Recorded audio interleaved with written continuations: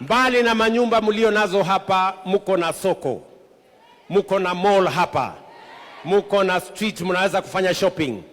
Hapa tuko na hospitali. Tutajenga level 4 hospitali hapa ya kuwasaidia nyinyi watu wa hapa. Hapa tutakuwa na shule ya chekechea. Hapa tutakuwa na shule ya primary school. Hapa tutakuwa na shule ya JSS. Hapa tutakuwa na shule ya sekondari. Watoto wenu hawataenda kusoma mahali kuna matope tena, mahali hakuna usafi tena, mahali hakuna usalama tena. You will be dignified as the people of Kenya. Na mimi nataka niwaambie watu wa kutoka Mukuru, ndugu zangu, sawa? Niwaambie hivi, nyinyi mko na furaha, lakini mimi niko na furaha zaidi yenu.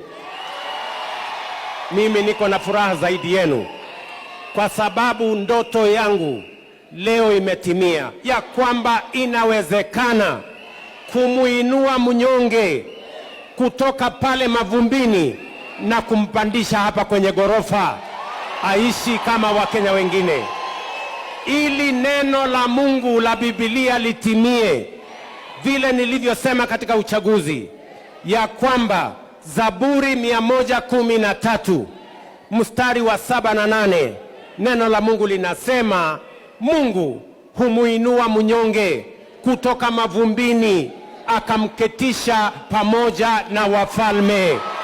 Leo kwa mapenzi ya Mungu, leo watu wa Mukuru, watu wa slamu ya Mukuru wametoka mavumbini, wametoka kwenye matope, wametoka kwenye slum, leo wamepandishwa.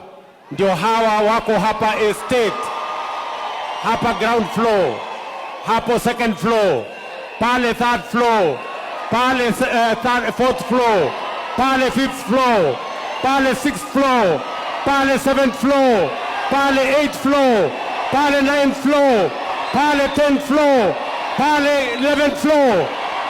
Ni mambo ni bottom, ni bottom, ni bottom. Ni kweli si kweli? Mtu akitoka kwa slum aingie kwa estate ni bottom up, si bottom up? Mtu akitoka kwa matope aingie kwa nyumba ya kifahari kama hii ni bottom up, si bottom up? Ni kweli si kweli? Tulisema ukweli, hatukusema jameni? Tuendelee ama tuendelee? Tuendelee ama tuendelee? Wale wanasema tuendelee, nione kwa mkono jameni. Asalala.